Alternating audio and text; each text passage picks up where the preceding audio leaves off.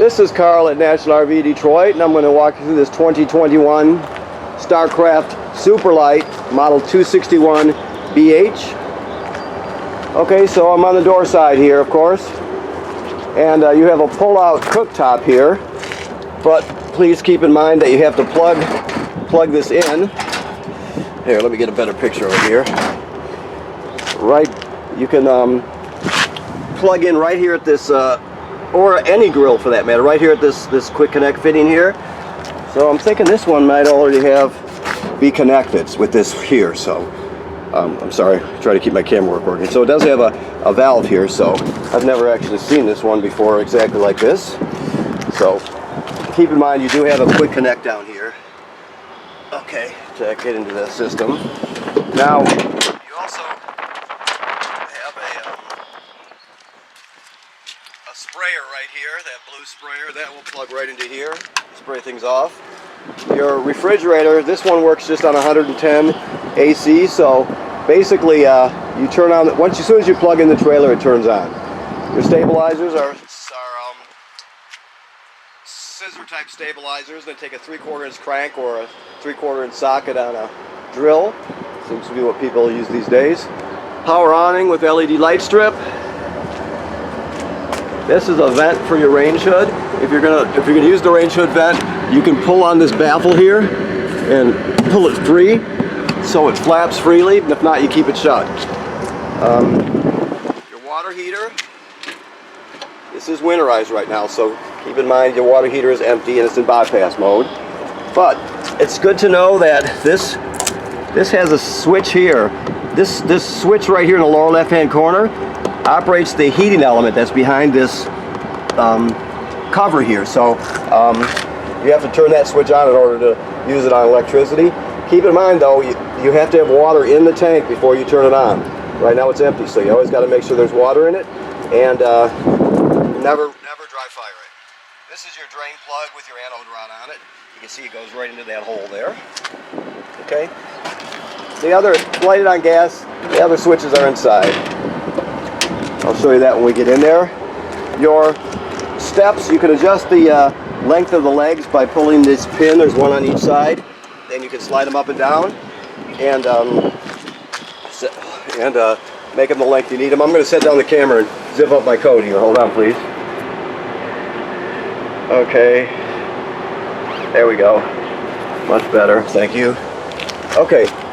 So you have storage here, of course. This is just for a solar battery charger. If you wanted to get a Furon panel like they're showing right here to charge your battery, this is where you would plug it in. All right, you got a power tongue jack with a light on it. Keep in mind that if this ever fails, you can pull this plug and use the same crank you use for the legs to crank it up and down manually if you have to in an emergency. So you can always get hitched and unhitched no matter what. 2 LP tanks with an automatic changeover regulator. You have a deep cycle marine battery here, of course. All right. This is just your lights here, your docking lights. Lippered slide out. We're still cleaning your trailer though, so it's a little bit dirty in spots, but we're working on it right now. So this you have a 30 amp 30-foot long cord, power cord. Okay, and we give you an adapter to adapt it down if you need to plug it in at home. So you can, this is where you hook up your water. You also can use that blue coiled sprayer here if you need to. So the city water hookup is right here. The most common way you get water to the trailer is just putting the hose on there, turning it on. Now if you happen to go to a campground that does not have plumbing on the campsites and you can fill your fresh water tank by turning this to this position with the hose on here, and it'll fill your tank up for you. So you can pre-fill it, and then when you get to where you're going to camp, you can still use all the plumbing as if you had city water, okay? But you're pumping it out of your tank. Now your valves are here. You see there's the black valve there, gray valve there. Black is toilet water and waste. The gray is sink and shower water. Keep in mind you should always try and dump the black valve first, black tank first, and then dump the gray, just because the gray water is cleaner cleaner, dirty water than the black tank water, so it just helps to clean it out. Then, after you do that, you can leave the black tank valve open. Put your hose on this right here at the dump station. There's the sticker for it right there. Turn it on and it'll spray out the inside of your tank. So it'll flush your black tank and clean off the sensors and that sort of thing. So that's I highly recommend using it. Okay. So this housing up here tells us this is pre-wired for a backup camera. You see it right there. So you can buy it here or get one wherever you want. But the bottom line is you have to get the Furrion camera that fits in that housing. It's a plug-and-play deal. Very simple. You can run it when you're backing up or when you're going down the road. The way it works, you'll turn on your running lights in your tow vehicle and it'll activate the circuit. So that's how you would activate it. You have a ladder here, which is important because you need to inspect the roof about every 90 days or so. All trailer owners should do this. You go up there, check all the sealant for cracking or separation. Check the roofing material, make sure it's not damaged by low branches or road debris or anything like that. You just get up there or have someone else go up there and look around. If you see an issue, get it taken care of immediately. That's very important. Okay, so let's go inside. Okay. The furnace running here, it's much nicer. Okay. So, while we're looking at it, your TV is also a radio. You can see you have 2 speaker zones inside and outside.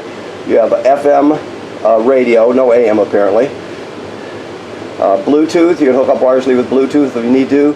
You got HDMI in the front and rear, and you can charge USB on it also if you need to. Okay. Right next to it is your thermostat.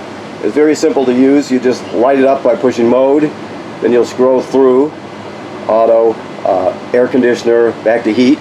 I said auto, I mean fan, air conditioner, back to heat. First of all, try to always run the appliances on automatic. And second of all, when they talk about fan, the fan is just the air conditioner running without the compressor. It just circulates air, so, okay. Alright, so back over where we came in at the door. Your slide room is right here. You're just going to run it out until it ratchets. I'll show you what it sounds like here if you can hear it. That ratcheting sound, as soon as you hear that, you take your finger off the button when it's going in and going out. That just keeps it from overextending or over-retracting. Your awning is right here. So you just push it in and out like so.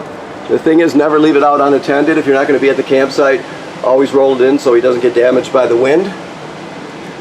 You can check your levels here. Your battery's charged. Fresh water is empty, black water is empty, gray is empty. You see it graduates up in 1/3 increments as it fills. So once you get past 2/3, you're going to have to think about dumping your black and gray tank. Your water pump is right here. Right? The second switch for your water heater is here. The second electric switch, I should say. I told you about the one that's in the lower left-hand corner. Well, there's also one here, so you'd have to have both of them on to use it. Never use it unless there's water in the tank. Like I said, that goes for gas or electric. You can light it on gas right here too. So it works on either or. Okay. Microwave works like any other microwave. Your range hood that I told you about. Remember I told you about opening the baffle if you're going to vent. You got a light and a fan on it. Your range is you have to spark it to light it. Let me show you how that works. You turn on some gas right there, and then this is the sparker, so you turn it clockwise, and the light's just like that. Very simple. Now, to light the oven, let me get that out of there, it should be there. Okay, to light the oven, if you go to the bottom, all the way to the back, you can see that there's a pilot light back there. I can spark it so you can see it. So to light that, you're going to go to the far right knob. You go to the picture of the flame, which means pilot light, and you depress it and hold it. You continue to hold it in through the whole process. Then with the other hand, you're going to spark this until it lights down here. After it lights, you're still going to hold it in this knob in for another 10 seconds or so to heat it up. Then you go to operating temperature, and it cycles like an oven does.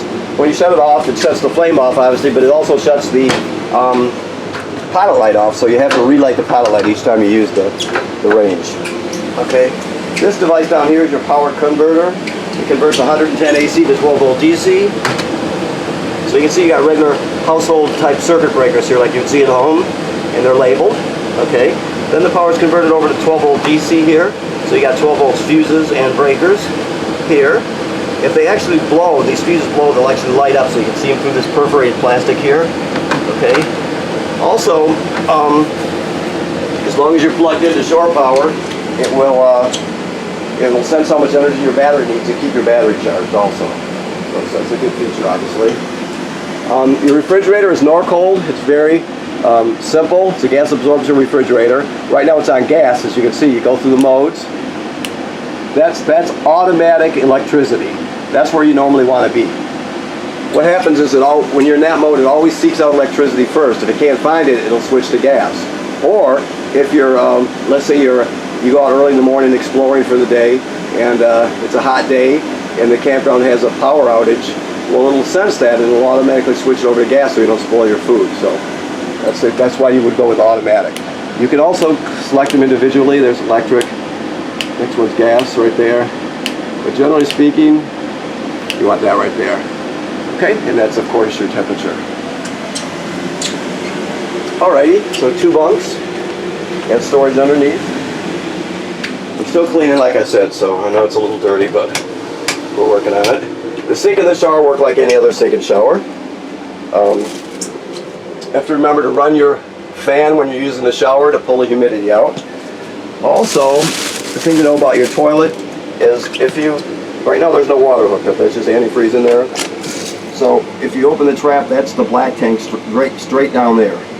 So you can't use the black tank when it's empty or dry. So when you get to the campground, you hook up your water to your power, you come in here and you step on your flush pedal, which is right here, and water will come swirling out, and you put about a gallon or so of water in there. It doesn't have to be exact, but you just want to start off using it with water in the tank. That's important. Okay.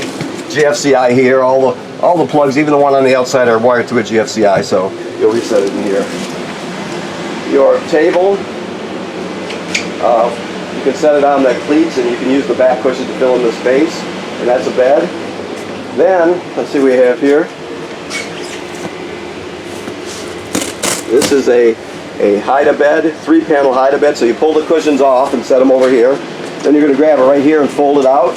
2 panels, put the legs down, and then fold the back panel into place, and then you got a quick, comfortable hide-a-bed, which is a good thing. It's not like the old hide-a-beds that, you know, with all the springs and the bars in it and all that. This has got foam panels, so it's pretty nice.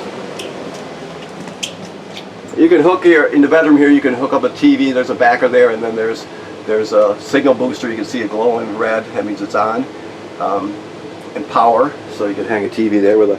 If you get a TV for there and you get a swing out bracket, obviously you want one that swings out towards the head of the bed. And you also should spend the extra money and get one that locks into place when it's closed. Therefore, you don't have to strap it to the wall. If it doesn't lock in place, you got to put straps on there and they hang there. It's not a real clean installation, so it's best to get a TV bracket that locks into place. Okay. The last but not least in here is let me see if I can get it a little farther away here. This is your emergency window. You may know how to use this, but I'll show you anyway. You would push it all the way through. You can do it like that just to ventilate the trailer under normal circumstances, but if you push it all the way through, and then you grab a hold of this tab, this red tab, and pull the screen out, you can exit out that way in an emergency. So that's that. Now keep in mind, these blinds will loosen up a little bit. And sometimes they'll start falling down in transit. Just keep in mind, all you have to do, if you're out west somewhere, you don't want to have to take it for service, you're just going to pull this string through and tie a knot about a ½ inch up to tighten this up. The tighter these are, the tighter this is. So you don't want to over tighten it so it breaks, but just take a little of the slack out of it and it will stay like it's supposed to. So it's a pretty easy fix. If it doesn't, they tend after some time to loosen up though. Okay, so let me look around here, see if I forgot anything. I think I covered all the important stuff. There is a gas detector in here somewhere. Let me see if I can, oh there it is. Okay, so this device here is your carbon monoxide and LP gas detector. Also, if it beeps very slowly, it's telling you that your battery is low. I'm going to send it through the self-test. It'll go through 2 self-tests, one for LP, one for carbon dioxide, and then it'll beep slowly to test for the low battery. Okay. Another test coming up. And then the slow beep.